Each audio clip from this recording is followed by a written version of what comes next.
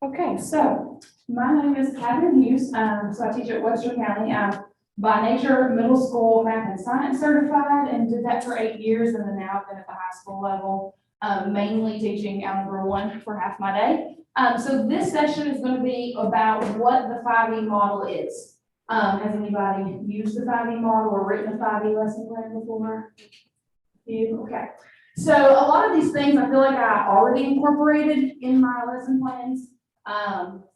Or throughout units, but it wasn't necessarily intentional all at one time. And as we were doing the endeavor process and through the different STEM courses, this was just one of the things that I kind of, as my big takeaway that I've adopted into some of my daily practices. Can I fix my clicker? So the session, what we're going to cover is just what a 5E plan is. I've got a template that I will share with you. The benefits of using the different E's in your classroom, some resources and different links to those where there's already 5E plans made, so you don't have to do all that yourself. Exploring an example of one I've written and let you all share and collaborate ideas together.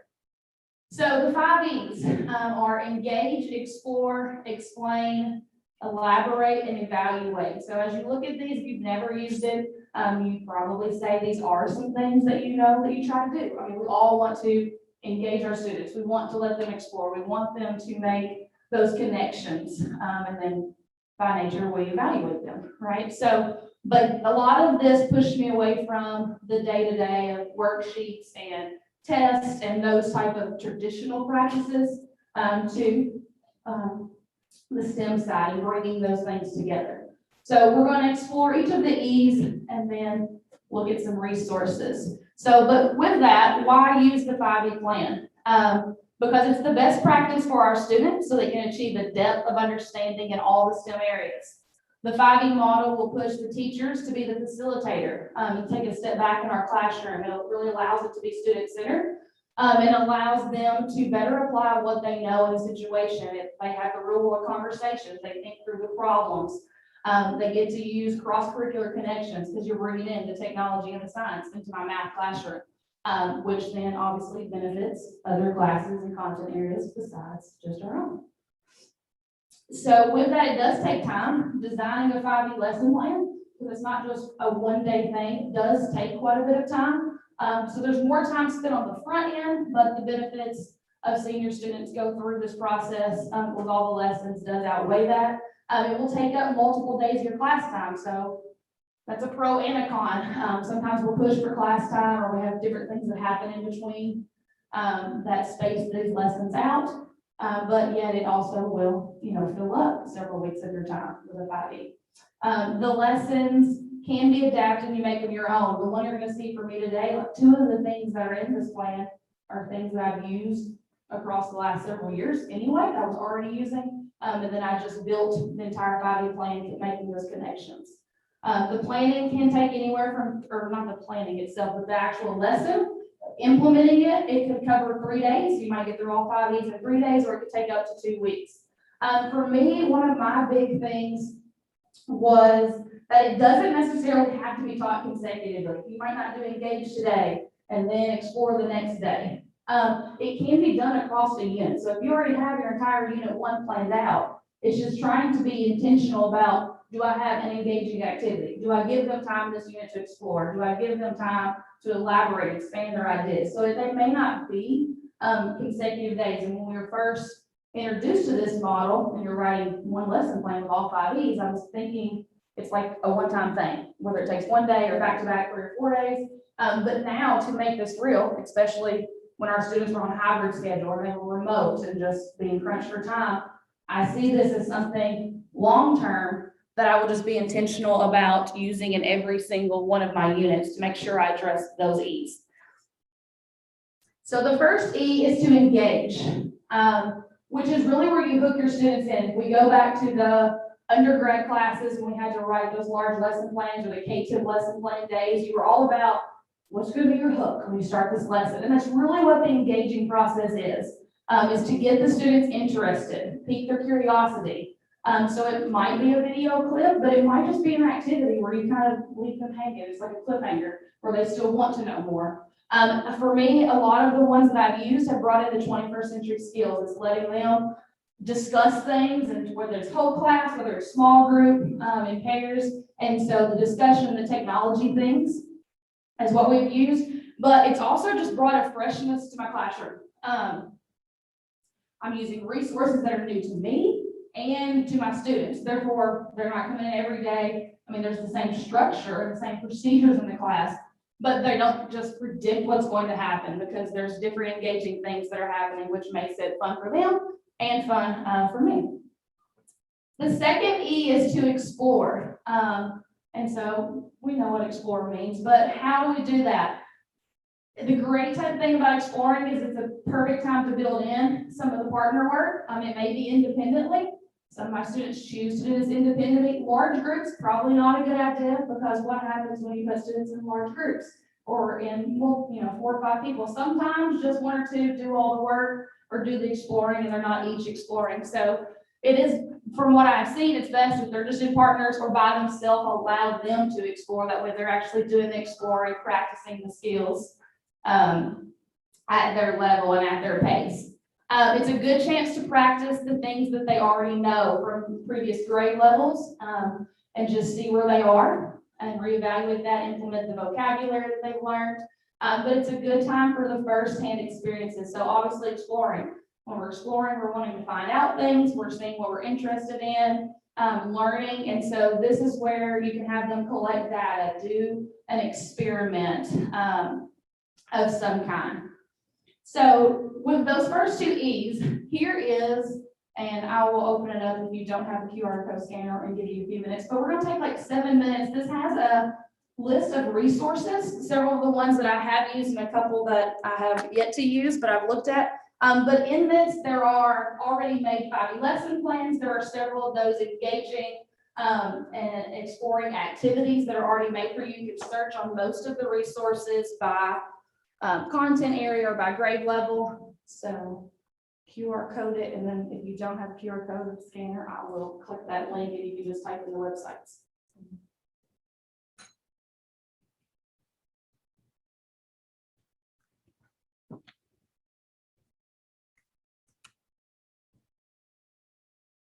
So the first several of these are NASA based, and NASA has way more resources than just this, but there's obviously they have photo galleries, video galleries, lesson planning galleries. Me being a math teacher, I've used several of the space math lessons, Project Phenomena, The Wonder of Science, Ignite My Future, and Data Nuggets. So these are several of the ones that I have used previous years or found this year and that I've been using. So I'm going to give you, like I said, about 5 minutes. So pick one. If you've already used some of these, then don't choose that one. Maybe find one that you haven't heard of and kind of take a few minutes and explore and see if there's something for your content area.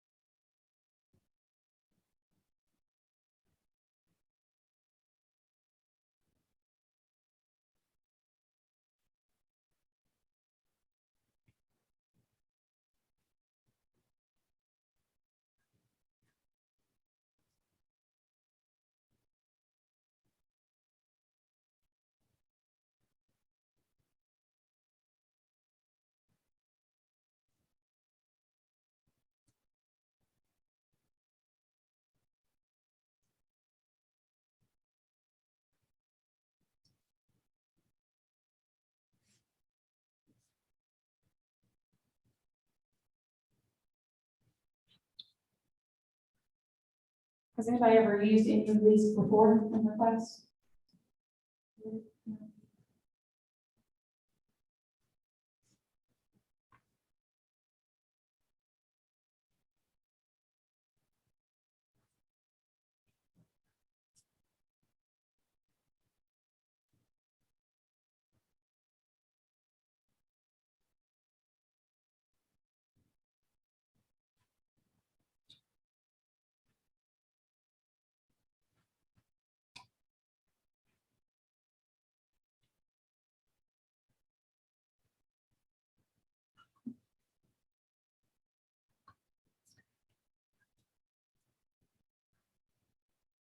All right, so I know it's not a ton of time to explore everything that's in some of these, but did anybody find one or just something you initially scrolled across that maybe piqued your interest that you could use or adapt to share out?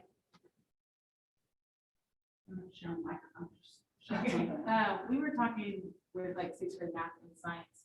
There's like a Plato scale models one, so there's one ratio scaling up and down, and also look at the relationship between some on the NASA equal. Yes. And a lot of the NASA ones, even some of these sites that aren't linked, there's a lot of like layered activities. So some of them in the lesson plans that are with NASA, like they really scaffold the stuff so that you can go back through and find it. And I like several of them from NASA and from Project Phenomena. Like they're like quick things that you can adapt and plug in and still add your own stuff and have plenty of time. They're not necessarily full lessons. So even not necessarily doing the whole 5E lesson plan, but just trying to bring those STEM concepts in. That is easy to do. For instance, one of the things with NASA, there was a video or an e-club recently when we were doing quadratic equations with the intercept form of a quadratic equation, and we looked at an asteroid coming into the path of the Earth.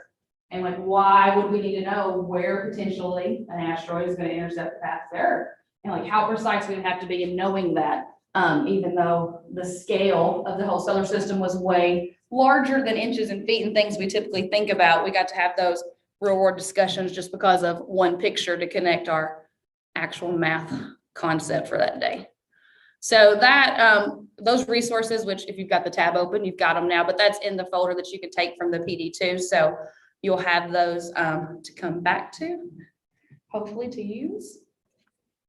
So after engage and exploring, and like I said, those resources are really good for that. Then there is the explain stage. So it's the middle of the 5 E's.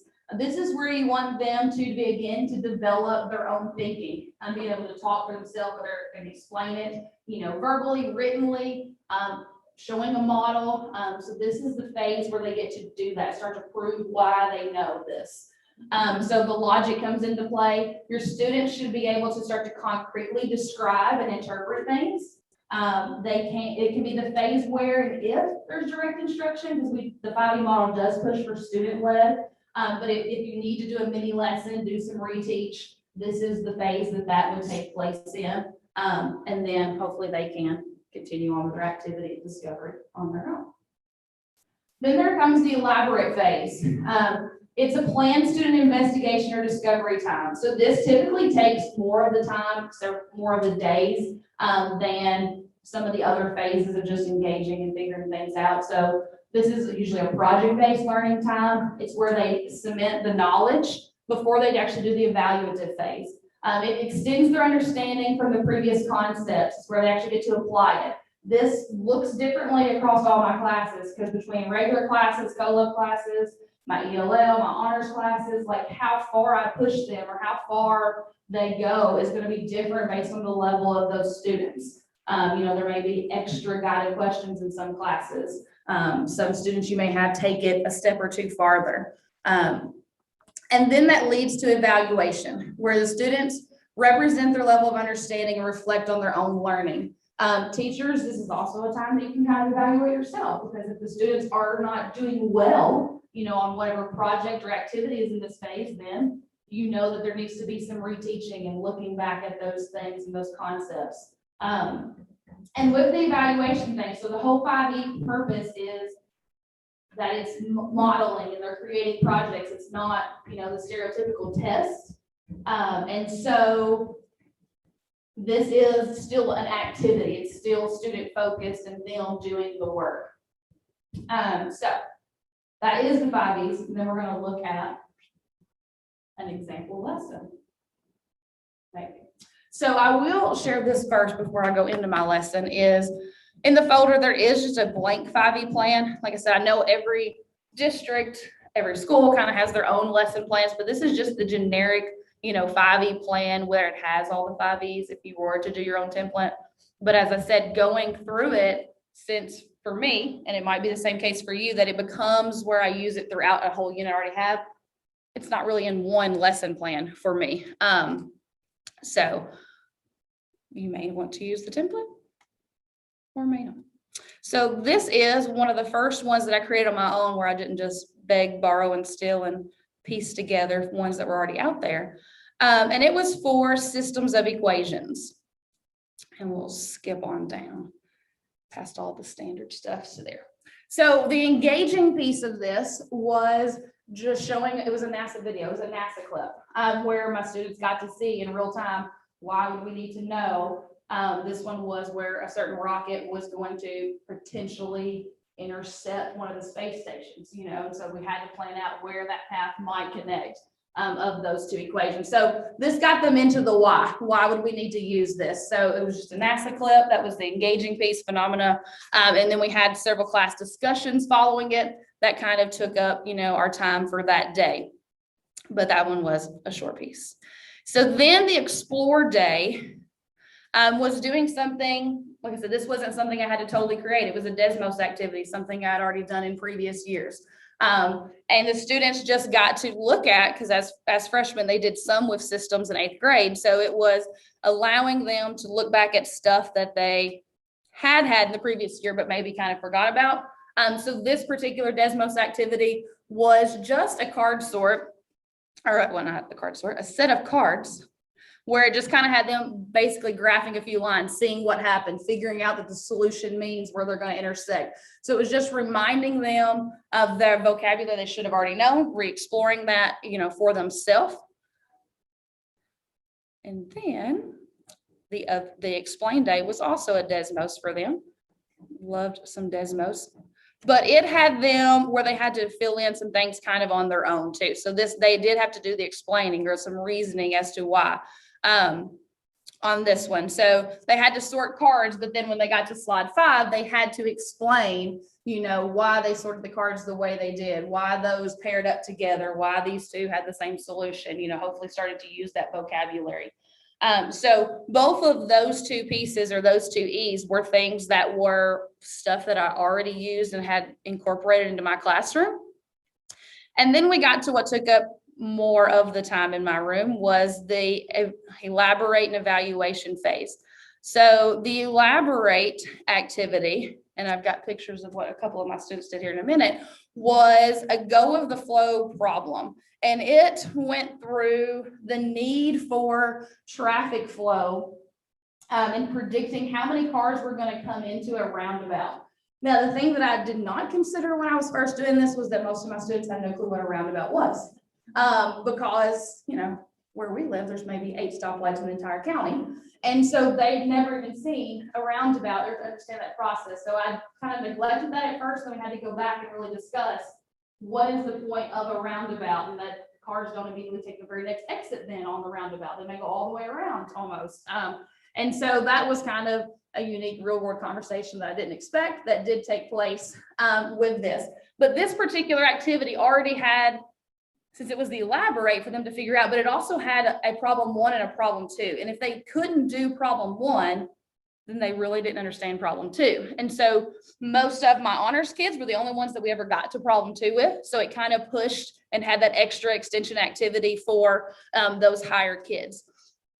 Let's see. So scroll past it.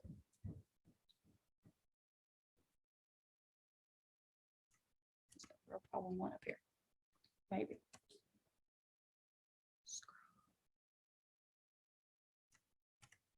All right, so the problem 1, it gave them this diagram, and it gave them a rate of the cars coming in at 3 of the 4 entrance points. And then the directions were, just bullet listed. And I gave them, they partnered up, they had chart paper, and they were just supposed to go and answer those bullets and do their thinking about the problem solving on the chart paper. So how they wanted to answer it, whether it was bulleted, whether they want to draw pictures, write equations, I didn't care. So they had to explain the roundabout overall, find how many cars was coming in, fill in the question mark. So that was their variable, that was the equation piece of it. They had to explain what the WXYZ, what the variables actually represented, and show that justification. So then the difference was my few groups that got to problem 2, the only change was that on this bottom section of the roundabout, there was now an entry and an exit point, a separate one. And so they had to now find the flow of cars for 5 points and not just the 4 points. And so they had to add in that extra piece and be able to set up their equations. And so, let's see. So for problem 1, here's an example of one of the group's work.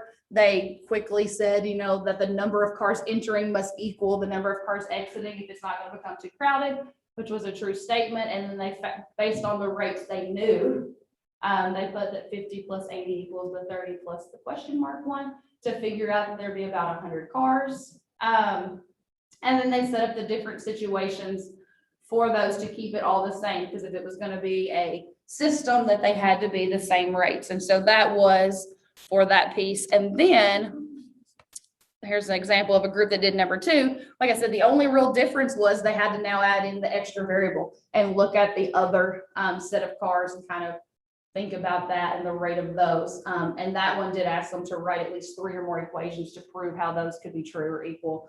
And so that's where they did that. And then we made it to the evaluate phase, which all of these other things, so saying that this took a while to put together, all of the other phases, the first 4 were things that I found that were already out there. Obviously the NASA video, the flow traffic lesson, those were already things that I was just able to find and add to my toolbox. But then the evaluative part was the only piece that I truly just created myself. So it took a while to make the lesson itself, but a lot of this was just piecing it together. This was the only activity that I generated from scratch. And to kind of piggyback off the idea of traffic flow, this problem went with that. So with cars, we just kind of kept the same theme going. And so it was titled The Misfit City, I think, just made up something to be somewhat creative. And so the students had like this whole scenario, and you're going to be engineers for the city and need to write a proposal about where the road or the stoplight should be. And so they had this set of information when they began, like it told them where these different buildings were located in the city. And then there were these 4 people on their most traveled path, which was going to be the line that they had to graph. So they had to draw out, and on their coordinate plane, they had to actually graph this themselves. They had to draw out where all the courthouse, the school, the bank, all those things were located. And then for Mary, Tim, Sally, and Mike, they had to go in and draw their path between the 2 most traveled locations in their day to determine where the stoplight needed to be. And so, of course, then I provided them with a rubric with that, just so that they would know what all they had to include in their thing. A lot of the students got really excited about the graphing it and just drawing it out, like that part, okay, I can do that. That part was fun.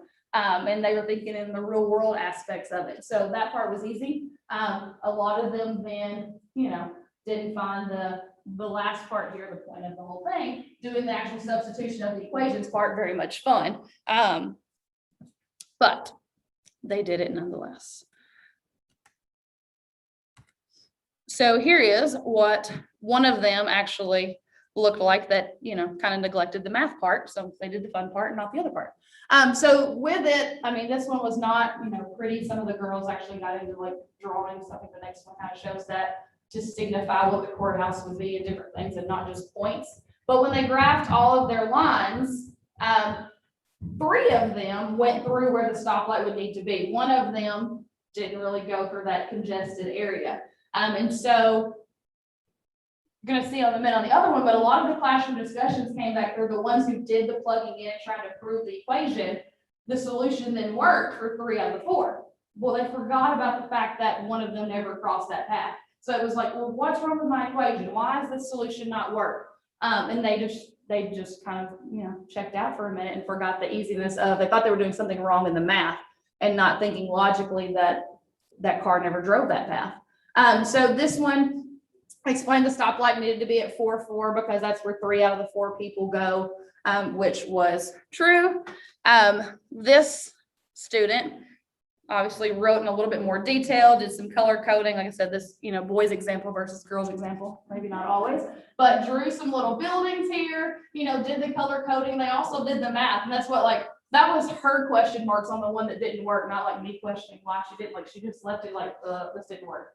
It was kind of like, I don't know why that didn't work. And so of course she explained and did all of that. And then this one kind of cracked me up, kind of back to what I would think is elementary work. She even signed it, the concerned citizen or the engineer at the end, but a little bit of fun even from high schoolers. Okay. So that is, like I said, my plan. They're not always going to look the same, but it brought in a lot of science, a lot of logic, some of the 21st century skills of having to talk. They use Desmos and those other things, but that's, like I said, that's the 5 E's, and it can be all in one plan, or it can be spread out over several days. But I just think it's important, and it's more fun for us and for the students that we have those engaging things, that we allow them to explore, that we have those conversations. And that's just really what I've taken away from this process. So what we are going to do is, I don't know, there's 4 pieces of paper. If we want to break up in groups of 4, and somebody could steal a marker out of your boxes. But kind of there's 4 pieces of chart paper. If we can break up in groups of about 4 and kind of as a group discuss these questions. What do you think is a pro of using the 5E model? What's something good? What are the cons of it? Or maybe some concerns you have, not necessarily that it's going to be bad, but what's a concern that would hold you back from using it in your classroom or developing it? And then maybe if you have an idea of a lesson that you could already use this for, or a topic that you think it would be good for in your classroom. So go for it, discuss those, and we'll share out some things in a minute.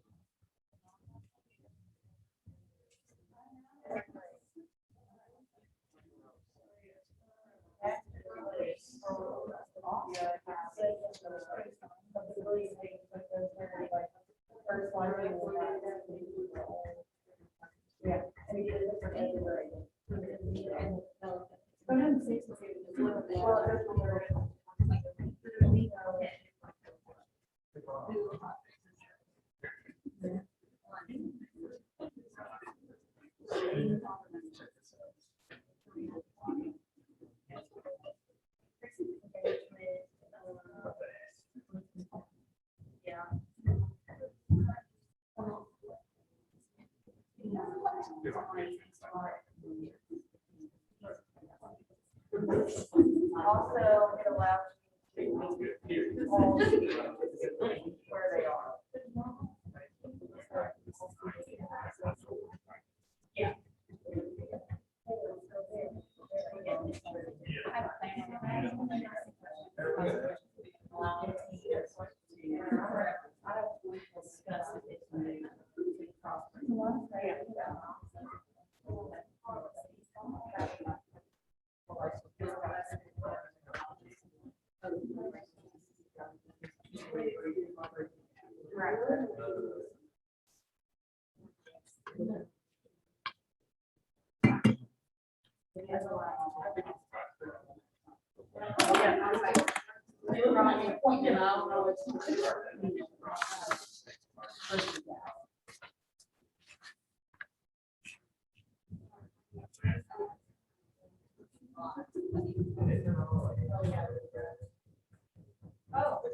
No, you can do them all on yours.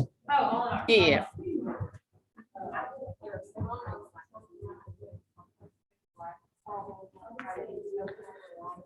Are we only answering question 1? No, I just was going to do groups, and I was like, oh, Yeah. Yeah.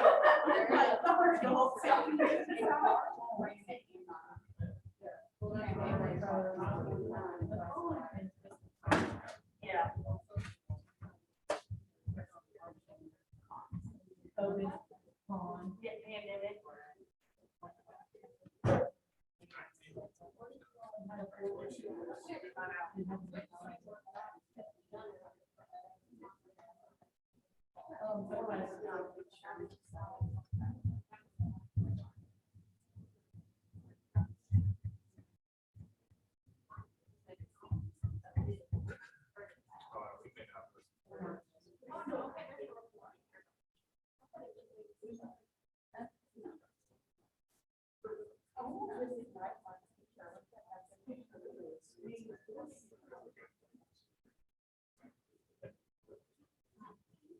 Oh, yeah, cooperative, decrease in cooperative.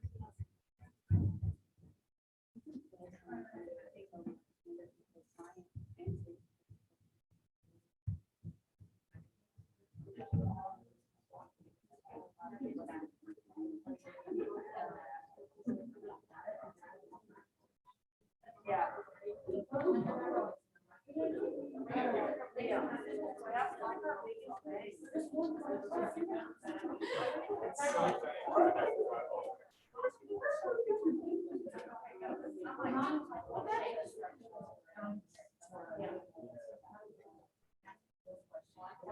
And then number 3, what lesson topics would you?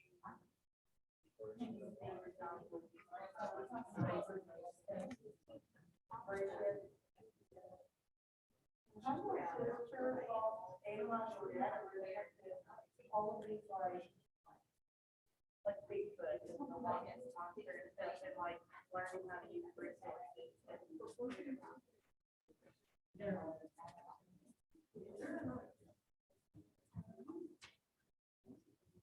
This one is ready to write because they have to read. It's like analyzing data. Like you can internet.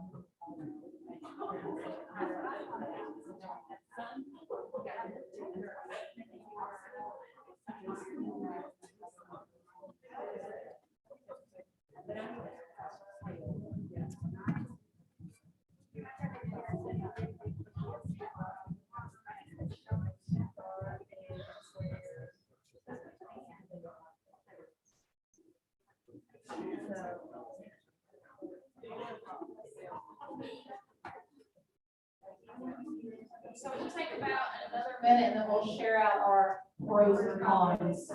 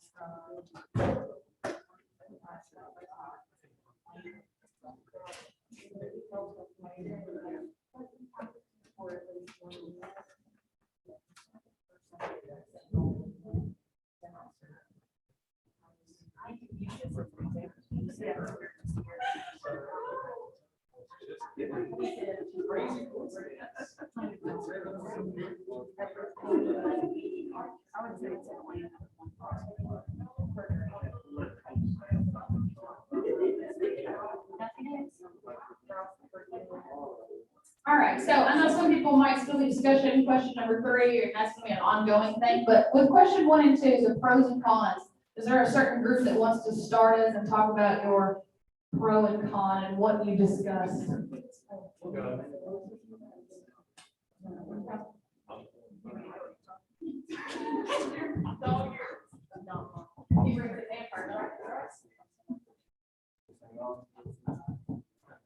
So for pros, what we came up was the student autonomy, just kind of that ownership of the lesson, the involvement in working on the projects. And then it encourages phenomena, and then kind of went with this inquiry-based point as well. And like Mr. Harold was talking about, it also provides relevance to those students. You know, working on a tangible, something real life, not just solving equations, the X and Y, but actually looking at that problem and solving it. For cons, obviously time, that was one thing that you mentioned as a teacher that was doing this. Then the lengthy lesson planning that goes into it, it's kind of like, takes all like those student teaching days. We had a 10-page lesson plan for one lesson. But obviously, like I said, the pros kind of outweighed those things we thought after listening to you. You did a fantastic job. Your principal would be proud. And with that, I think that, who is the principal? No. I think all the time, especially in math, I know we get this in all content areas, but in math, it's always, well, why am I ever going to need that? Where am I ever going to use that? And I mean, honestly, I can't answer. When would you ever use the quadratic formula? Only a few of you ever would. But a lot of times when you start with an engaging activity, they at least have buy-in to the lesson, or even if it's the why that they're not going to ever use this, just how is it actually used in the real world? And then they still kind of like, oh, okay, some people use this, I'll do it for today. Right, maybe. All right, another group, want to do pros, cons, who wants to go next? Okay, yeah.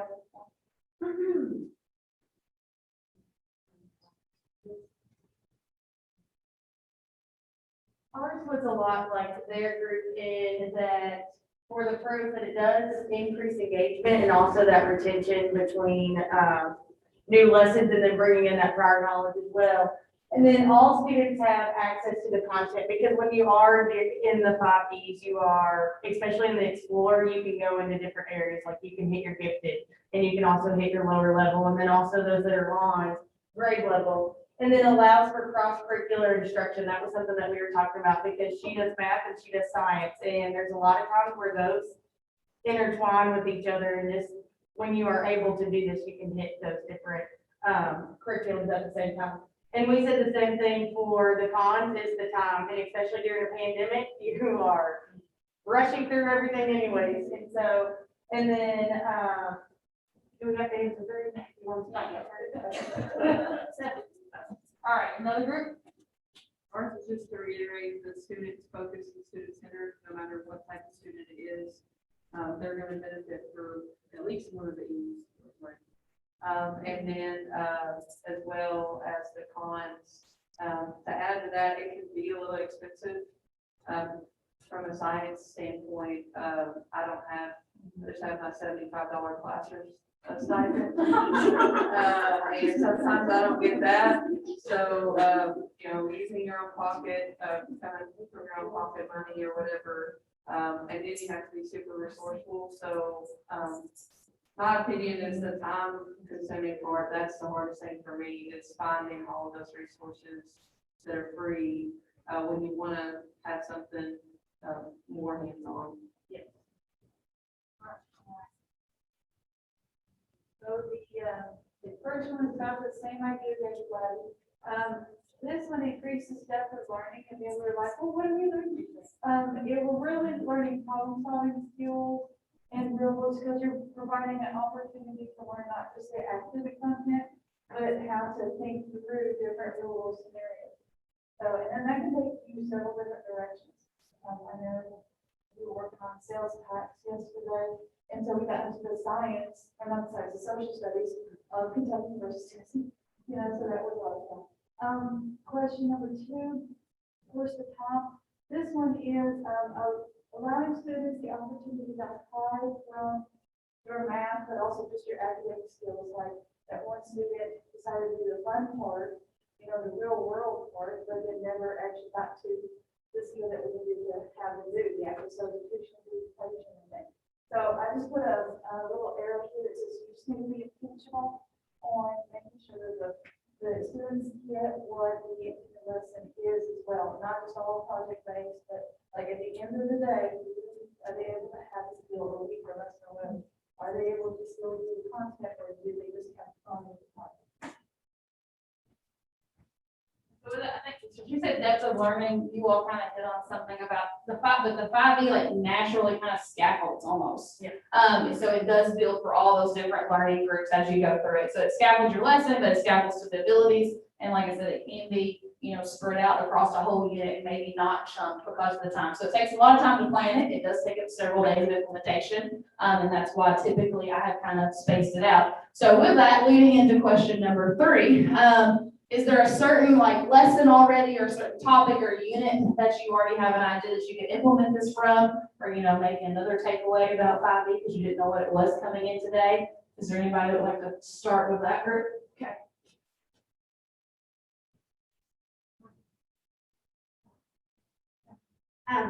This part, I do research, I'm a librarian, and I do mainly research and incorporating printed material with media is always a big thing. But that, I don't remember which one it was, one of those websites that you gave us, it had a cultural community thing that I thought this would be great. It would make the kids research. I do a thing on holidays. And so this would be the holidays for it's kind of like the around the world holidays, but they would choose it as one group, then they would combine with 2 other groups. And I just felt like it was one of those things that you didn't have a lot of extra cost, a lot of extra materials, but it would be something that they could do. I love the student-led part of it, but I just thought that would be a great addition to my bag of tricks.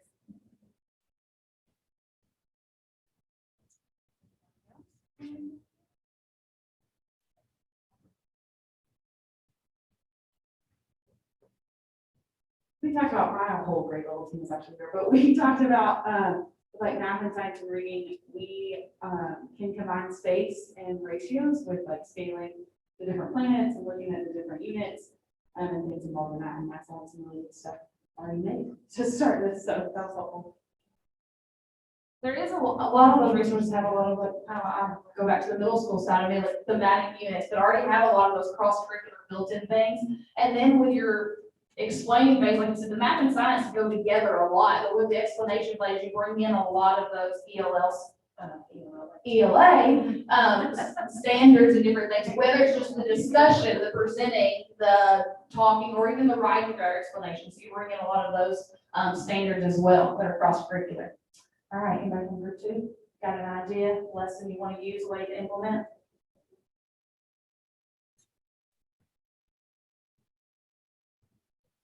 And mostly like in our science, with the life cycle of animal adaptation, photosynthesis, and atom structure. All right, last group. We're talking about like studying traffic flow patterns. Roundabout in a small town, and we only have like 3 stoplights in Oak County today. Maybe including the caution lights and the sign. Oh, it might be big. Where is this now? Webster County.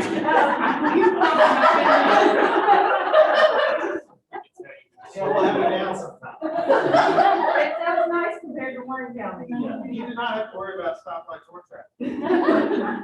Maybe tractors. Yeah, maybe attractive. But what I was gonna say is, what I was gonna say is that, like, I've done the 5E plan, but I thought it had to be in order. So that was something new that I took away from it. I like did one over quadratics, throughout this and everything, and I thought you had to do the engage to this, and I thought of it as a lesson plan. So that was kind of encouraging to me as far as the time thing, that you can make it over a whole unit. Like, this doesn't have to be an every day. We do this 5Es every day, like extensive thing like that. So that was kind of encouraging. Yeah, and that was the piece of the functionality of it for me, was to space them out. Because you always know there's that testing day that gets thrown in, or there's the days that we miss, or a large chunk of your kids are gone. And so to do them consecutively and make connections to previous ones, which is the hope, sometimes it doesn't work out that way. So it's been something once we've got into this process of this year, now that we've been all back in person for these last couple of units of mine, it's spreading them out across the unit. Do I have a way to engage them initially in the unit? You know, then maybe we do some of that traditional practice stuff for a few days, but then we do an exploring activity. And so there is sometimes those gap and spacing days. So hopefully you got some resources to use. You understand the 5E model and ways to engage in your classroom using that. And so I think the last piece of information they told us to give you time is to go to the slide deck and fill out the evaluation thing on each of us. So ours is on, let's see, slide 9. So on slide 9, find the evaluation link and fill that in, and then Terry, is there more instructions as we I think we should say feed them, bring the lunch to them. Okay, so stay at this table for them to bring you your lunch in here.